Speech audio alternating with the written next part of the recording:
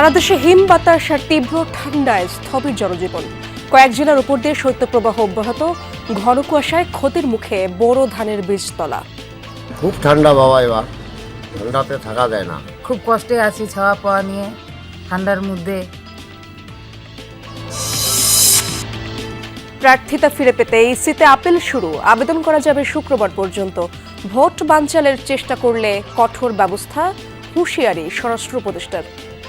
নির্বাচনের সামনে রাজনৈতিক কর্মসূচি ও প্রচারণাকালে আইন শৃঙ্খলার পরিস্থিতি স্বাভাবিক রাখতে সব ধরনের ব্যবস্থা গ্রহণের জন্য সবাই নির্দেশনা প্রদান করা হয়েছে। সাতক্ষীরা ৩ আসনে মনোনয়ন নিয়ে কোন্দলের জেরে কোণঠাসা বিএনপি প্রার্থী। প্রার্থিতা বাতিলের বিরুদ্ধে আপিলের ঘোষণা বিদ্রোহী শহীদুল আলমের।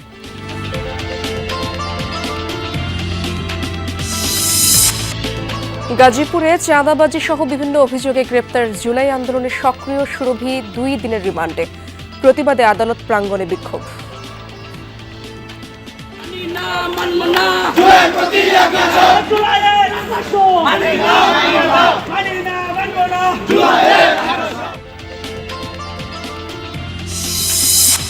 সুন্দরবনে 2 পর্যটক সহ রিসোর্ট মালিককে অপহরণের ঘটনায় নারী সহ 6 জন আটক। 48 ঘন্টা টানা অভিযান চালিয়ে অপহৃতদের উদ্ধার করে যৌথ বাহিনী। 3-4 কিলোমিটার দূরে ছিল, তখন একটা বাল্কহেড এসে শিপের পাশ দিয়ে লাগাই দেয়। আমাদের উপর শারীরিকভাবে নির্যাতন করা হয়েছে। আমাদের ওই বনের ভিতরে 3 দিন আমরা ওপেন বনেই ছিলাম, ওই মাটিতেই ছিলাম।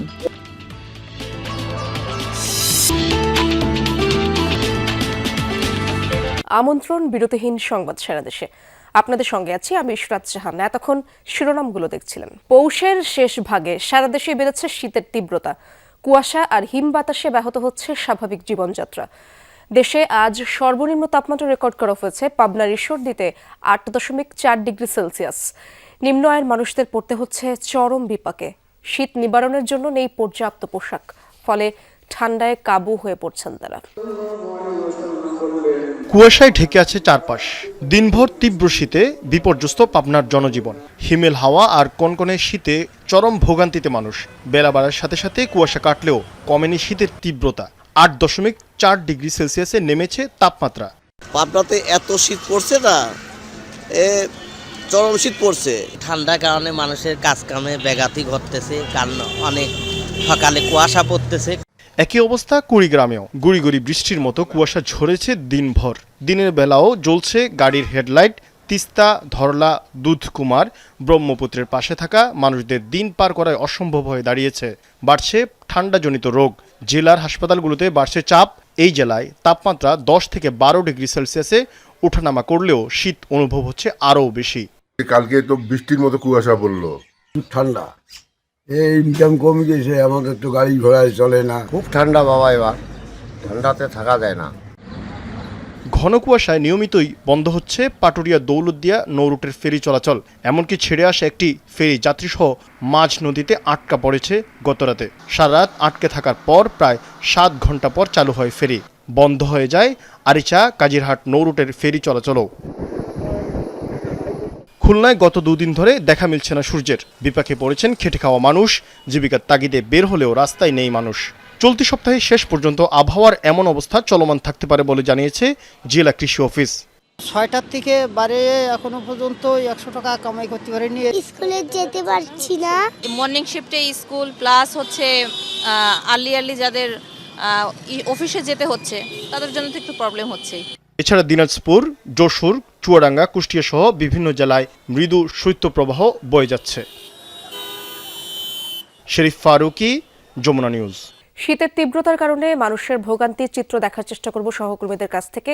শুরুতেই যেতে চাই পাবনার ঈশ্বরদীতে রয়েছেন সহকর্মী কলিক তালুকদার। কলিক, জানাবেন জনজীবনে তীব্র শীতের প্রভাব তো অবশ্যই আপনি দেখতে পাচ্ছেন। ছিন্নমূল মানুষ কি যথেষ্ট সহায়তা পাচ্ছে কিনা কর্তৃপক্ষের কাছ থেকে, কি দেখছেন সেখানে জানাবেন।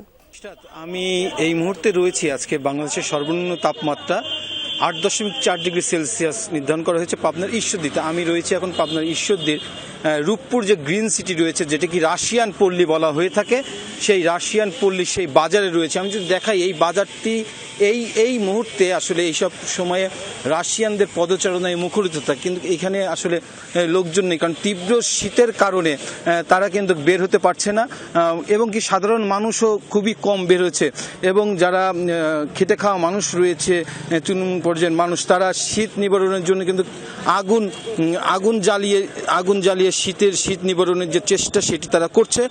আমি আজকে সারাদিনই ঈশ্বরদী বিভিন্ন অঞ্চলে ঘুরেছি এবং বিভিন্ন লোকের সঙ্গে কথা বলেছি। আসলে তৃণমূল যে শীতবস্ত্র বিতরণের সেটি কিন্তু আমার চোখে পড়েনি, এবং বিভিন্ন মানুষের সঙ্গে কথা বলেছে যারা খেটে খাওয়া মানুষ রয়েছে, তারাও বলেছে যে তারা কোনো ধরনের কোনো সরকারি সহযোগিতা বা কোনো বিত্তবানরাও যে শীতবস্ত্র বিতরণ করার সেটি করেনি। তারা বলছে যে এই শীতে তাদের আসলে যারা খুবই প্রয়োজন ছাড়া কেউ ঘর থেকে বের হচ্ছে না। বিশেষ করে যে উত্তরের হিমেল বাতাস, সেই বাতাসে শীতের তীব্রতা আরও বেড়ে গেছে। আজকে সারাদিনে সূর্যের দেখা কিন্তু মেলেনি, সারাদিনে ঘন কুয়াশায় আচ্ছন্ন রয়েছে। খুব প্রয়োজন ছাড়া কেউই ঘর থেকে বের হচ্ছে না। যারাও বের হচ্ছে তারা পেটের তাগিদে বের হচ্ছে, এবং তারা শীতবস্ত্র না পেয়ে আসলে আগুন জ্বালিয়ে যে শীত নিবারণের চেষ্টা সেটি করছে। ইশরাত, ধন্যবাদ আপনাকে। দেখতে পাচ্ছি আবার আরেক সহকর্মী যুক্ত হয়েছেন আমার সাথে। শীতের কারণে ঠান্ডাজনিত রোগবালাই তো বাড়ছেই, আক্রান্তদের বেশিরভাগই শিশু, আমরা যেমনটা জানতে পেরেছিলাম সহকর্মীদের কাছ থেকে। খুলনা থেকে আমার সাথে যুক্ত আছেন প্রবীর বিশ্বাস। প্রবীর, জানাবেন হাসপাতালের চিত্র কেমন দেখছেন আপনি? রোগীর চাপ তো অবশ্যই বেড়েছে শীতের তীব্রতার কারণে, রোগীরা ঠিকমতো চিকিৎসা সেবা কি পাচ্ছেন? ইশরাত, আমরা রয়েছি খুলনা মেডিকেল কলেজ হাসপাতালে, এবং এই হাসপাতালের ঠিক শিশু ওয়ার্ডে তার সামনে আমাদের বাঁ পাশে যে ওয়ার্ডটি রয়েছে, এই ওয়ার্ডে শিশুদের আসন সংখ্যা হচ্ছে মানে শয্যা সংখ্যা 48 জনের, 48টি শয্যার বিপরীতে 70 জনের উপরে শিশু এই হাসপাতালে ভর্তি রয়েছে। এবং আমাদের ক্যামেরা যতদূর অবধি যাবে বারান্দার শেষ মাথা পর্যন্ত যদি দেখা যায় শিশু রোগীদের ভিড় রয়েছে এবং তাদের স্বজনদের ভিড় রয়েছে, এটি দেখতে পাচ্ছেন। অর্থাৎ শিশুরাই সবচেয়ে বেশি আক্রান্ত হয়, বৃদ্ধরাও আক্রান্ত হয়। তার মধ্য দিয়ে শিশুদের যেহেতু তারা বলতে পারে না, সে কারণে তাদের অসুস্থতা আসলে বেশি ভর করে। আমরা যদি বলি যে এই হাসপাতালের চিকিৎসকরা সর্বোচ্চ চেষ্টা করছে শিশুদেরকে সেবা দেওয়ার। শুধুমাত্র এই হাসপাতালেই ভিড় বেড়েছে এমনটি নয়, খুলনার যে শিশু হাসপাতাল রয়েছে, যে জেনারেল হাসপাতাল রয়েছে, যে কয়েকটি বেসরকারি ক্লিনিকগুলো রয়েছে, সেখানেও শিশু রোগীদের ভিড় রয়েছে। মূলত শিশু ডায়রিয়া, জ্বর, সর্দি, নিউমোনিয়া, ঠান্ডাজনিত আমাশা, ডায়রিয়া, এই সমস্ত রোগে আক্রান্ত হয়েই কিন্তু শিশুরা হাসপাতালে ভর্তি হয়েছে। আবহাওয়া অফিসের সূত্র বলছে আজকে খুলনায় সর্বনিম্ন তাপমাত্রা রেকর্ড করা হয়েছে 12 ডিগ্রি সেলসিয়াস এবং সর্বোচ্চ 16.4 ডিগ্রি সেলসিয়াস। গত 2 দিনে কিন্তু সূর্যের দেখা মেলেনি খুলনা অঞ্চলে, এবং আগামী আরও 2 দিন এমন পরিস্থিতি থাকতে পারে বলে খুলনা অফিসের আবহাওয়াবিদ মিজানুর রহমান তিনি আমাদেরকে কিছু সময় আগে জানিয়েছেন। এমন পরিস্থিতিতে শিশুদেরকে অতীব যত্নে রাখার পরামর্শ দিয়েছেন চিকিৎসকরা। তারা বলেছেন শিশুদেরকে যে পরিমাণ পোশাক দিয়ে রাখতে হবে এবং তাদের যে খাদ্য অভ্যাস রয়েছে সেই খাদ্যগুলোতেও কিন্তু সতর্কতা অবলম্বন করে থাকতে বলেছে। অনেক সময় রুম আটকিয়ে রাখে পিতামাতা অভিভাবকরা, সেটি এক ধরনের ক্ষতিকারক দিক শিশুদের জন্য, কারণ অক্সিজেন যাতায়াত করে না। আবার দেখা যায় অনেক ধরনের পোশাক দিয়ে তাদেরকে ঘিরে রাখা হয়, এত গরমের মধ্যে রাখা হয় যে শিশুদের ঘাড়ের অংশ, পিঠের অংশ অনেক সময় ঘেমে তার জন্য আবার বিপরীত দিক ধারণ করে, সে অসুস্থ হতে পারে। চিকিৎসকরা এইসব বিষয়ে অভিভাবকদের ধারণা দিয়েছে তারা যেন শিশুদের যত্নের ব্যাপারে আরও বেশি সক্রিয় হয়। তবে এই শীতে আসলে নিজেদের মতো করেই পোশাক আশাক নিয়ে থাকার পরামর্শ দিয়েছে চিকিৎসকরা। ধন্যবাদ আপনাকে প্রবীর। তীব্র ঠান্ডায় ক্ষতির মুখে পড়েছে দিনাজপুরের হাকিমপুর উপজেলার বোরো ধানের বীজতলা। টানা কয়েকদিন ধরে সূর্যের আলো না থাকায় বিবর্ণ হয়ে পচন ধরতে শুরু করেছে সদ্য রোপণ করা চারাগুলোতে। নানা ওষুধ প্রয়োগ করেও কোনো লাভ হয়নি। এতে আসন্ন মৌসুমে বড় উৎপাদন নিয়ে শঙ্কায় পড়েছেন চাষিরা। বেশ কিছুদিন ধরে তীব্র শীতের কবলে দেশ, এর বিরূপ প্রভাব পড়েছে কৃষিতে। টানা কয়েকদিন ধরে সূর্যের দেখা না মেলায় দিনাজপুরের হিলিতে নষ্ট হচ্ছে বোরো ধানের বীজতলা। কিছুদিন পরেই শুরু হবে বোরো রোপণ। সে লক্ষ্যে বীজতলা তৈরি করেছিলেন কৃষক, কিন্তু বেশিরভাগ চারা হয়ে পড়েছে বিবর্ণ। বালাইনাশক প্রয়োগ করেও মিলছে না সুফল। এগুলো যদি আমরা আবাদ করতে না পারি তাহলে আমরা সংসার চালাবো কি করে, খাবো কি করে? আমরা কোকড়া লাগে আছে, হ্যাঁ, এই বীজ যদি না হয় শেষ কৃষকের। উপায়ন্তর না পেয়ে অনেকেই আবার নতুন করে বীজতলা তৈরি করছেন, তাতে বাড়ছে খরচ, অন্যদিকে পিছিয়ে যাচ্ছে আবাদের সময়। এতে উৎপাদন ও ফলন নিয়ে দুশ্চিন্তায় চাষি। কিভাবে আবাদ হবে সেটা বলা যাচ্ছে না, হতে পারে এখন বীজ আবার আলাদা করে আবার নিয়ে আসতে হবে। কিভাবে কি হবে না হবে সেই উপর মালিক জানে, আমরা কিভাবে জমি গাড়বো সেই চিন্তা তো করতেছি। কুয়াশা ও ঠান্ডা থেকে বীজতলা রক্ষায় স্বচ্ছ পলিথিন দিয়ে ঢেকে রাখা ও ছত্রাকনাশক স্প্রে করার পরামর্শ দিয়েছে কৃষি বিভাগ। আমাদের যেটা নির্দেশনা থাকবে যে আপনাদের আদর্শ বীজতলা করার, তাহলে সেখানে প্রতিনিয়ত আসলে ড্রেনে পানি থাকবে, যে যখন আসলে টানা 3 থেকে 4 দিন সূর্যের আলো দেখা যায় না, ওই সময়টাতে দেখা গেলো যদি একটু রশি টানা দিয়ে দেওয়া হয়, এবং আমাদের রাতের বেলায় আসলে বীজতলাটাকে কিছুক্ষণের জন্য শিশিরটাকে মানে যদি ছোঁয়ানো যায়, তাহলে সেটা আসলে বীজতলার জন্য খুবই উপকারী। চলতি মৌসুমে দিনাজপুরের হাকিমপুর উপজেলায় 396 হেক্টর জমিতে বোরো বীজতলা তৈরি করা হয়েছে। আফরোজা লামিয়া, যমুনা নিউজ। ত্রয়োদশ জাতীয় সংসদ নির্বাচনে প্রার্থিতা বাতিলের বিরুদ্ধে আপিল কার্যক্রম চলছে। গতকাল যাচাই বাছাইয়ের শেষ দিন পর্যন্ত সারা দেশে 723 জনের মনোনয়নপত্র বাতিল করা হয়। সকালে আপিল কার্যক্রম পরিদর্শনে নির্বাচন কমিশনে আসেন প্রধান নির্বাচন কমিশনার AMM নাসির উদ্দিন। এ সময় তিনি বলেন, পরিবেশ ভালো আছে, সবার সহযোগিতায় এবার অবাধ ও সুষ্ঠু নির্বাচন করতে পারবে ইসি। এর আগে রোববার বিকেল 5টায় শেষ হয় ত্রয়োদশ জাতীয় সংসদ নির্বাচনের মনোনয়নপত্র যাচাই বাছাই। এরপর 1842টি মনোনয়নপত্র বৈধ হয়েছে বলে জানানো হয়। আপিলের জন্য আগারগাঁওয়ের নির্বাচন ভবনে অঞ্চলভিত্তিক 10টি বুথ স্থাপন করা হয়েছে।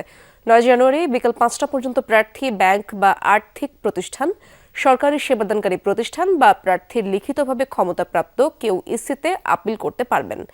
মনোনয়নপত্র গ্রহণ বা বাতিল আদেশের বিরুদ্ধে দাখিলকৃত আপিল নির্বাচন কমিশন আগামী 10 জানুয়ারি থেকে 18 জানুয়ারির মধ্যে নিষ্পত্তি করবে।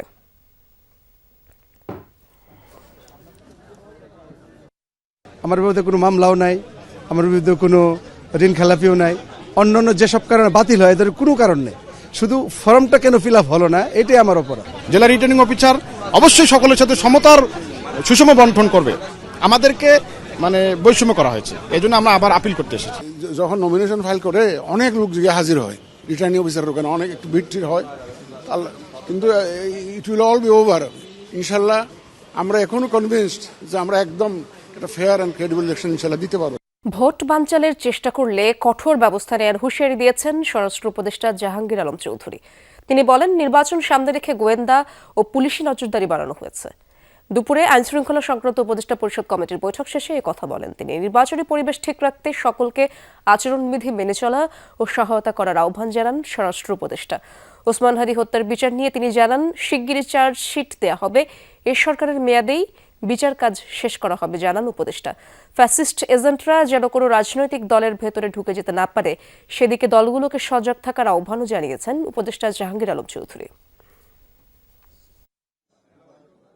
নির্বাচনের সামনে রাজনৈতিক কর্মসূচি ও প্রচার প্রচারণাকালে আইন শৃঙ্খলা পরিস্থিতি স্বাভাবিক রাখতে সব ধরনের ব্যবস্থা গ্রহণের জন্য সবাই নির্দেশনা প্রদান করা হয়েছে। আমি সাধারণ জনগণ সহ সংশ্লিষ্ট সকলকে অনুরোধ করছি, সবাই যেন নির্বাচনের পরিবেশ নিশ্চিতকরণে সহযোগিতা করেন এবং নির্বাচনী আচরণবিধি মেনে চলেন। স্বতন্ত্র প্রার্থীর ক্ষেত্রে 1% ভোটারের স্বাক্ষরের বিধিনিষেধ অযৌক্তিক বলে মন্তব্য করেছেন সুশাসনের জন্য নাগরিক সুজন সম্পাদক বদিউল আলম মজুমদার। সকালে ময়মনসিংহের নতুন বাজার এলাকার একটি রেস্টুরেন্টে গণঅভ্যুত্থানের আকাঙ্ক্ষা, সংস্কার ও নির্বাচনী ইশতেহার শীর্ষক বিভাগীয় সংলাপে একথা বলেন তিনি। এ সময় তিনি বলেন, নির্বাচন ব্যবস্থা সংস্কার কমিশন থেকে বলা হয়েছিল শুধু 500 ব্যক্তির স্বাক্ষর যেন নেওয়া হয় এবং সেসব যেন হলফনামার মাধ্যমেই দেয়া যায়।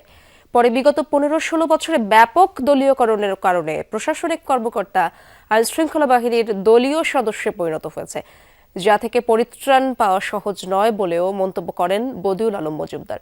সংলাপে বিএনপি, জামায়াত সহ বিভিন্ন দলের প্রার্থীরাও অংশ নেন। স্বতন্ত্র প্রার্থীর ক্ষেত্রে যেই বিধিনিষেধ, সেটা হলো 1% ভোটের স্বাক্ষর থাকতে হবে, এটা অযৌক্তিক। আমরা নির্বাচন ব্যবস্থা সংস্কার কমিশনের পক্ষ থেকে বলেছিলাম শুধু 500 ব্যক্তির স্বাক্ষরের যেন বাধ্যবাধকতার সৃষ্টি হয় এবং এই স্বাক্ষরগুলো যেন হলফনামার মাধ্যমে দেওয়া যায়। এর মাধ্যমে মানে একটা খেলার একটা জালিয়াতি করার একটা সুযোগ থেকে যায়। টানা আন্দোলনেও বিএনপির প্রার্থী বদল হয়নি সাতক্ষীরা ৩ আসনে। আসনটিতে স্বতন্ত্র প্রার্থী হয়েছেন বিএনপির কেন্দ্রীয় নির্বাহী কমিটির সদস্য ডক্টর শহীদুল আলম। তবে ১% ভোটার স্বাক্ষরিত পত্রে ত্রুটি থাকায় মনোনয়ন বাতিল করেছেন রিটার্নিং কর্মকর্তা। পরবর্তীতে আপিলের ঘোষণা দেন এই প্রার্থী। অন্যদিকে কোণঠাসা হয়ে আছেন বিএনপির মনোনীত প্রার্থী কাজী আলাউদ্দিন। সাতক্ষীরা ৩ আসনে দলীয় মনোনয়ন ঘোষণার পর আন্দোলনে নামেন বিএনপি নেতাকর্মীরা। প্রার্থী পরিবর্তনের দাবিতে টানা ১৭ দিন চলে বিক্ষোভ, কিন্তু তাতে সাড়া দেয়নি দল। অবশেষে স্বতন্ত্র প্রার্থী হন ডাক্তার শহীদুল আলম। তবে ১% ভোটার স্বাক্ষরিত পত্রে ত্রুটি থাকায় যাচাই কার্যক্রমে মনোনয়ন বাতিল হয় তার। মনোনয়নপত্রে আমার মোহাম্মদ শহীদুল আলম একটি ভুল আছে, তার প্রেক্ষিতে আমার মনোনয়নপত্র বাতিল করা হয়েছে। আমি এ বিষয়ে নির্বাচন কমিশনে আপিল করব। আসনটিতে বিএনপির প্রার্থী কাজী আলাউদ্দিন দলীয় টিকিট পেলেও স্থানীয় বিএনপি নেতাকর্মীদের তোপের মুখে আনন্দ মিছিল সফল হয়নি তার। তবে এসব নিয়ে ক্যামেরায় কথা বলতে চান না তিনি।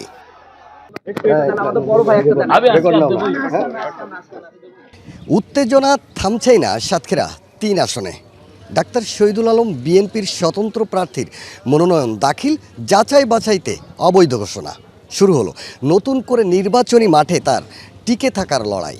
এখন শেষ পর্যন্ত তিনি কি টিকতে পারবেন নির্বাচনী মাঠে, নাকি ছিটকে যাবেন? এখন সেটি দেখার অপেক্ষা। তার আগে আমরা জানতে চাই আসনটির বিএনপি নেতাকর্মীরা কি ভাবছেন। বিএনপি নেতাকর্মীদের একাংশের আশা আপিলে মনোনয়ন ফিরে পাবেন ডাক্তার শহীদুল আলম। জানান তার সমর্থনে ঐক্যবদ্ধ আছে নেতাকর্মীরা।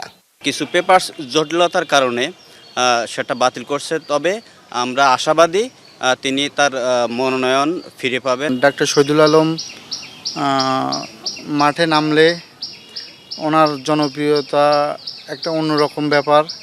ওখানে যে বিএনপির যে প্রার্থী কাজী আলাউদ্দিন, তার সাথে কোনো সাধারণ জনগণ নেই, কোনো নেতাকর্মী নেই। শহীদুল আলম ভাই তিনি আমাদের বিগত দিনে সুখে দুঃখে হামলা মামলা দমন নিপীড়নে আমাদের সবসময় খোঁজ নিতেন। নির্বাচন ঘিরে দলীয় নেতাকর্মীদের মাঝে ভেদাভেদ হবার সুযোগ নেই। প্রতীক যেখানে নেতাকর্মীরা সেখানেই থাকবে বলছেন জেলা বিএনপির নেতারা। এক শ্রেণীর স্বার্থন্বেষী মহল তারা হয়তো হিংসাত্মক মনোভাব নিয়ে দুই একজন মানুষ তারা এদিক ওদিক করতে পারে, কিন্তু যখন আমাদের চূড়ান্ত পর্যায়ে আমাদের ফলাফল দেওয়ার সিদ্ধান্ত আমাদের আসবে, তখন ধানের শীষের বাইরে একটি নেতাকর্মী তারা যায় বলে মনে করি না। মনোনয়ন যাচাই কার্যক্রমে জেলার 4টি আসনে 10 প্রার্থীর মনোনয়ন বাতিল হয়েছে। নির্বাচনী মাঠ প্রস্তুত বলছেন রিটার্নিং কর্মকর্তা। 4টি আসনে মোট 19 জনের বৈধ ঘোষণা করা হয়েছে এবং 10 জন বাতিল হয়েছে। ধন্যবাদ। এবং এই রায়ের বিরুদ্ধে, রিটার্নিং অফিসারের রায়ের বিরুদ্ধে নির্বাচন কমিশনে আপিল দায়ের করা যাবে। আইন শৃঙ্খলা সমন্বিত রাখার জন্য জয়েন্ট ভিজিলেন্স যেটা বলছে, যৌথ টহল সেটি অব্যাহত আছে। আকরামুল ইসলাম, যমুনা নিউজ, সাতক্ষীরা। ভোটের আর কিছুদিন বাকি। এবার ভোটাররা নিজেদের সংসদ সদস্য বাছাইয়ের পাশাপাশি ভোট দেবেন গণভোটে। ভোটের দিন হ্যাঁ এবং না ভোটেই ভাগ্য নির্ধারণ হবে জুলাই সনদে থাকা প্রস্তাবগুলোর। এই গণভোট সম্পর্কে গ্রাম থেকে শহরের খেটে খাওয়া মানুষ, প্রবাসী ও তরুণরা কতটুকু জানেন? আর ভোটের আগে গণভোটের বিষয়ে কি করছে নির্বাচন কমিশন, তাই জানবো সাগর ফরাজের প্রতিবেদনে। শহর থেকে 23 কিলোমিটার দূরে, যেখানে বিদ্যুৎ দিনে কয়েক ঘন্টা আসে আশীর্বাদ হয়ে, সড়ক পথ নাজুক হওয়ায় মৌলিক অনেক অধিকারই সরাসরি পৌঁছায় না জামালপুরের প্রান্তিক এই গ্রামগুলোতে।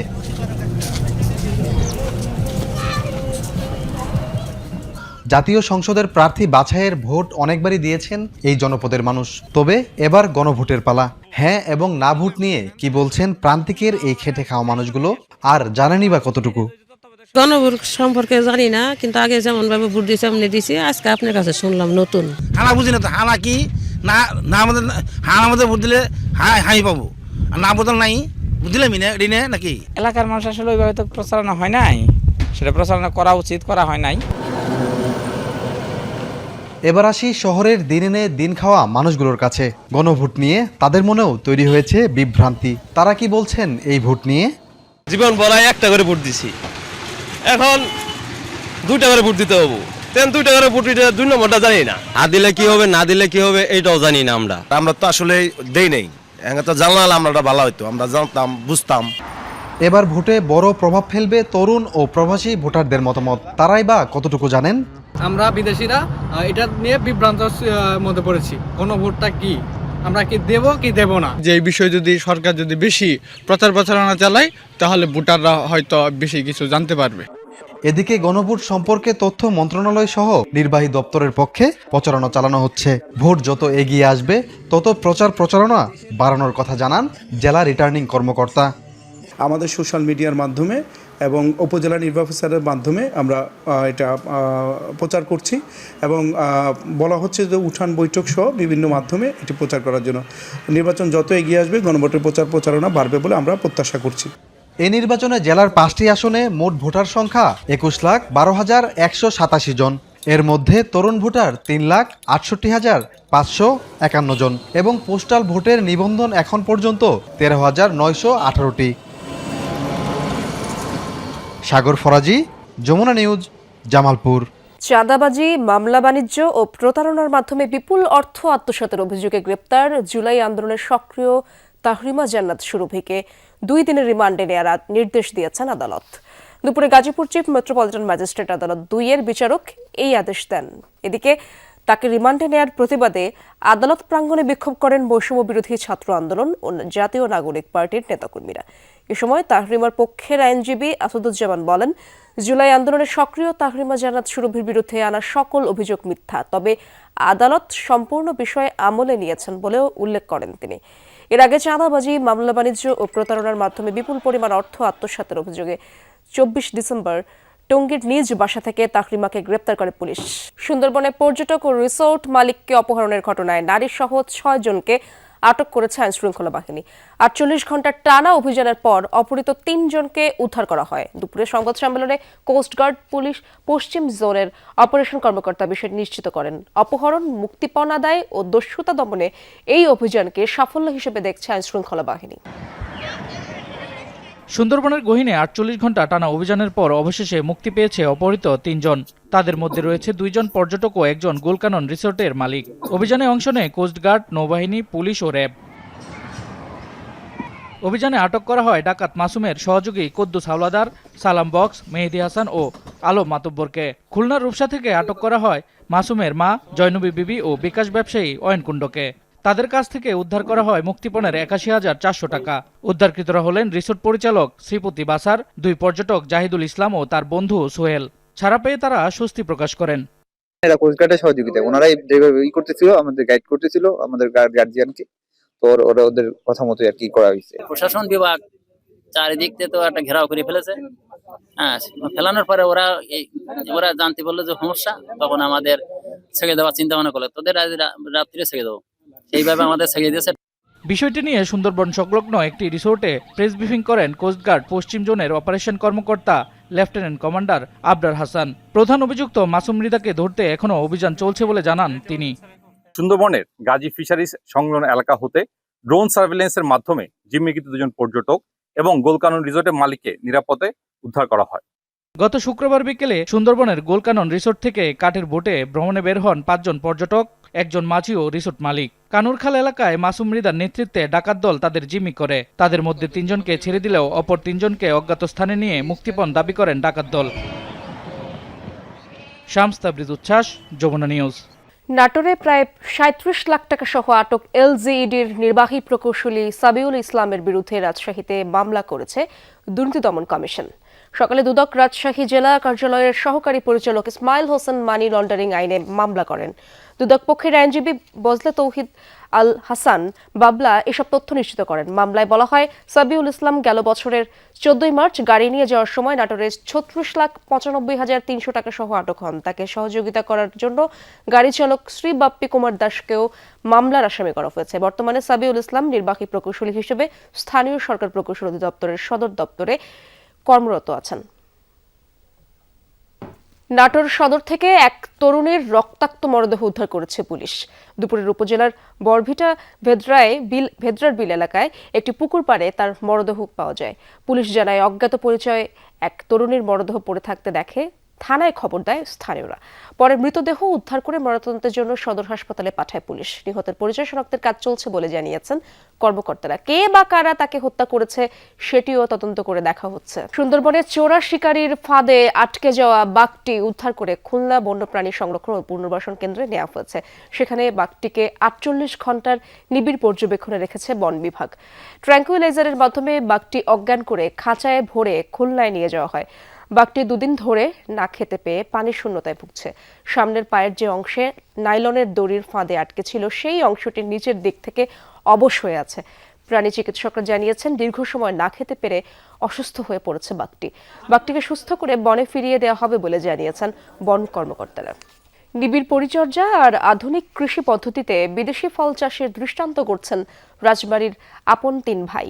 রামকান্তপুর ইউনিয়নের 10 একর মিশ্র ফল বাগানে এবার কমলার ফলনে বেশ লাভবান হয়েছেন তারা।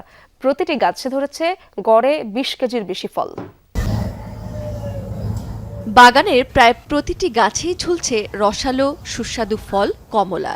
এই মিশ্র ফল বাগানটির মালিক 3 ভাই। করোনাকালীন বিকল্প আয়ের উৎস হিসেবে রাজবাড়ীর রামকান্তপুরে প্রায় 10 একর জমিতে কমলা সহ বিভিন্ন ফল চাষ শুরু করেন তারা। অনলাইনেই বাগান গড়ার প্রাথমিক তথ্য শিখেছেন তারা।